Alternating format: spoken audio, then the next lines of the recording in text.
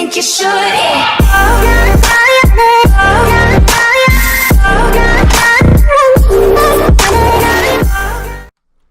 Hello everyone, welcome back to World of Warplanes. In this episode, I'm going to be talking about specifically bombers and how to use them. So in this video, I'm going to be using the JU-88, which actually I'm going to be making an RC model of this later, so stay tuned to check that out. But so what are bombers good at? It's kind of in the name, bombing. But what else are they good at? So one of the big strengths about bombers is their altitude performance. Since they're able to get up to much higher altitude, they can usually not really outrun, but stay away from fighters and sometimes heavy fighters. Usually I like to stick to around 8,000 feet because even heavy fighters have a hard time climbing up and engaging you without stalling. Most of the time, at least at tier 5 and tier 6. Now, once you get past that, you might want to climb up to around 9,000 plus. But the engines on these lower tier bombers just can't really handle 9,000 feet the way I'd like to, because I'd like to do a bombing run on one sector and then move on to another sector. So, with that being said, let's go and get into a battle so I can show you what I'm talking about. Another strength of bombers, even though they have really low maneuverability, especially in air-to-air combat, that's why you want to climb up to these higher altitudes, is a strength is their boost speed. So they usually have the highest boost time out of any of the aircraft in World of Warplanes. So that's really helpful from getting from sector to sector. Once you get into a sector, you let off a boost. And then once you get done bombing, you use your boost getting to another sector, drop bombs, and so on and so forth. But the good thing is, heavy fighters will engage you that'll be the biggest thing that engages you once you're at those higher altitudes, because most of those have twin engine designs, so that most heavy fighters can get up and engage you. Usually at those higher altitudes, they're really slow and it takes a little time to get to you. So you can actually use your survivability and the rear-mounted, top-mounted, and belly-mounted guns on these bombers.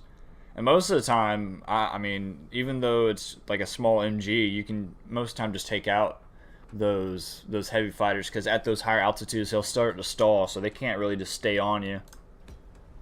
Hopefully I can show you an example of that in this battle. If I'm not mistaken, it starts you off at around 5,000 or 6,000 feet, so the best thing to do is to climb at around 8,000 and stay there.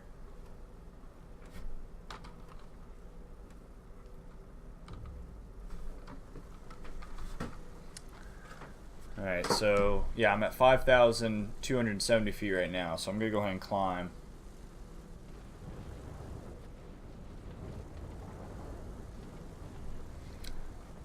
Oh, by the way, I'm actually using a Logitech joystick right now, the X3D, the Extreme 3D Pro. It actually works rather nice. I'm going to go ahead and pass this sector, because by the time most of my bombs get to their targets, they're going to already be, yeah, they've already taken that sector. So I'm going to go ahead and make my way towards the airbase. And I'm sitting at about 8,500 feet. And the cool thing about these bombers, since you're sitting so high, it's kind of hard to just kind of eyeball bombing an area. So you can hit the shift key if you're using keyboard and mouse, and it'll go into this mode. And you can just drop bombs. And you have a lot of bombs, since that's the main role of this aircraft.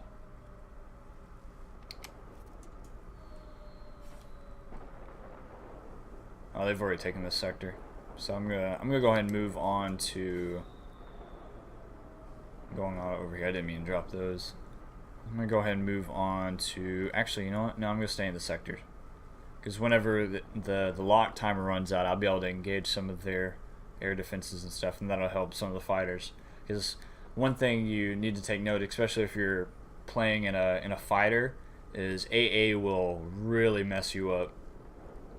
Alright, there we go. Now I can go and start engaging.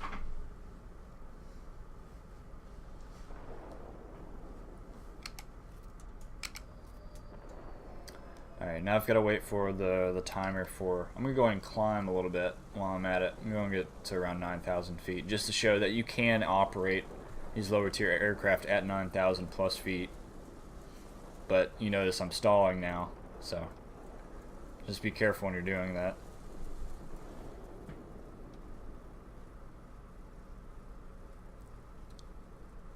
You notice I'm sitting around 80-ish, 90 miles per hour, and that versus 8,000 feet, it's going to take a little bit more time getting from sector to sector, but if you know you're going to be staying in the sector, it's a little safer that way.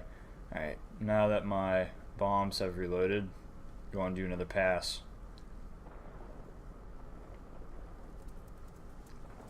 First things I'm going to want to hit are the air defenses, and it looks like there's only one left.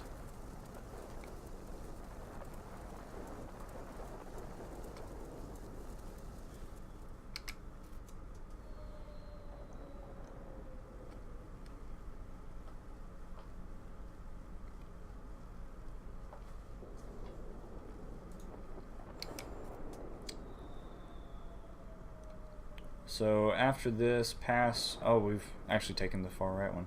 Hopefully we can take this airfield real quick, because that would definitely help. After this, I'm going to move to the garrison to the right of me right now. Looks like we're going to take this area in a minute or two.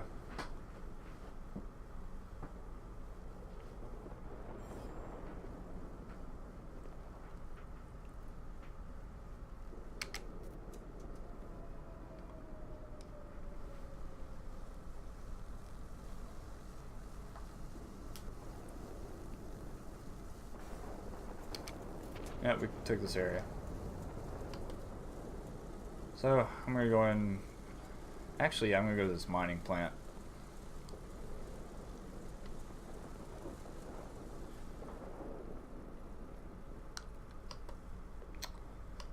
By the time I get over there, my bomb should have reloaded.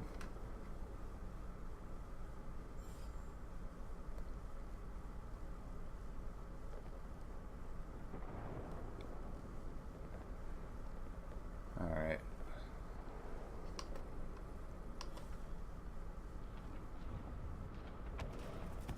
Yep, here we go. I'm not going to engage the anti-air unit because the rockets just hit it.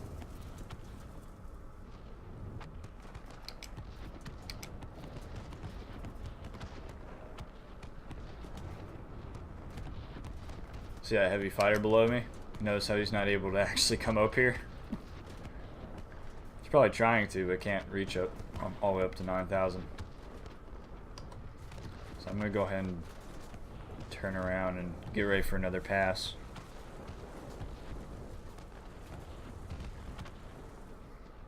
These the Logitech joystick actually works really well with World of Warplanes. I haven't tried it that much with War Thunder, but I heard it's also really nice to use in that as well.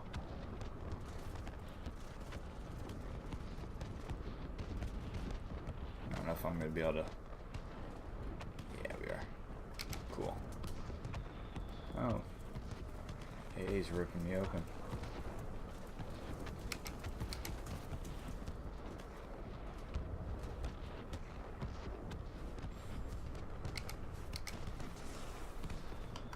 Oh, someone on my tail? Yes, I did.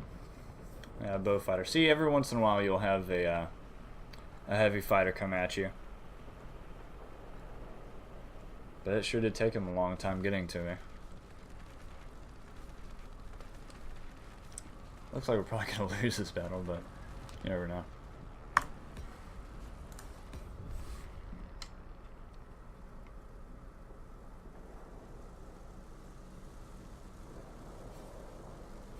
Oh, hey, we captured the mining plant. If we don't capture this airfield or the garrison, though, we're going to lose.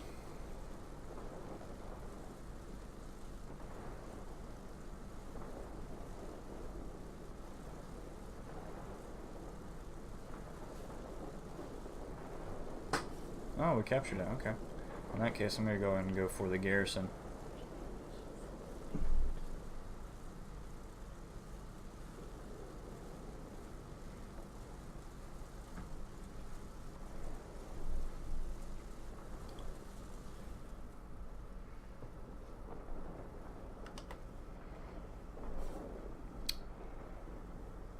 Hopefully I don't get shot down this time because I won't be able to respawn now.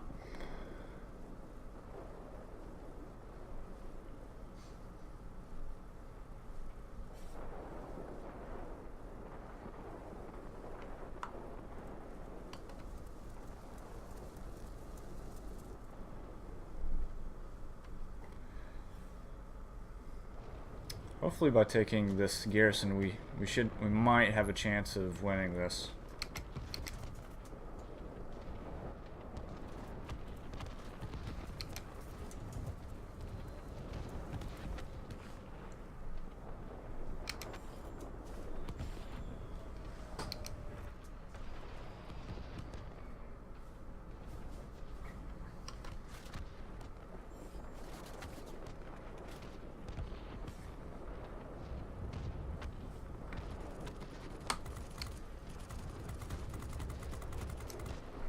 I didn't realize I was sitting at 7,000. That's a problem.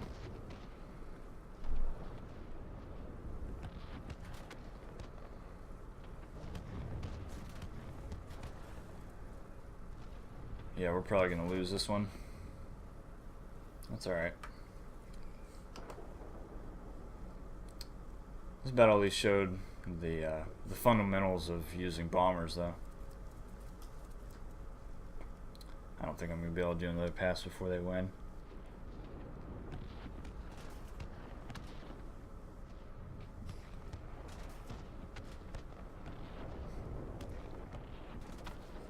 I might be able to. Who knows?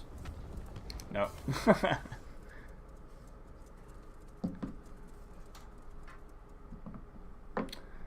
Oh well, that's still a good battle. Oh gosh, yeah. I was second on the team and I was a bomber, so that definitely says something in a tier 6 battle. So yeah. But you know, that's pretty much the basics of using a bomber. High survivability, you want to stay high so nothing intercepts you. A lot of bombs, a lot of effectiveness against ground targets, and very far range as far as boost goes. But that in total, that's pretty much the summary of using bombers. Alright, that pretty much wraps up the tutorial series for my World of Warplanes playlist. So the next few videos will most likely be about me and a few friends flying together and how to basically help each other whenever we're playing together. That's pretty much it for this video. If you enjoyed the video, subscribe, like, tell a friend, and share. And that's pretty much it for this video. Hope you enjoyed the video, and I will see you in the next one.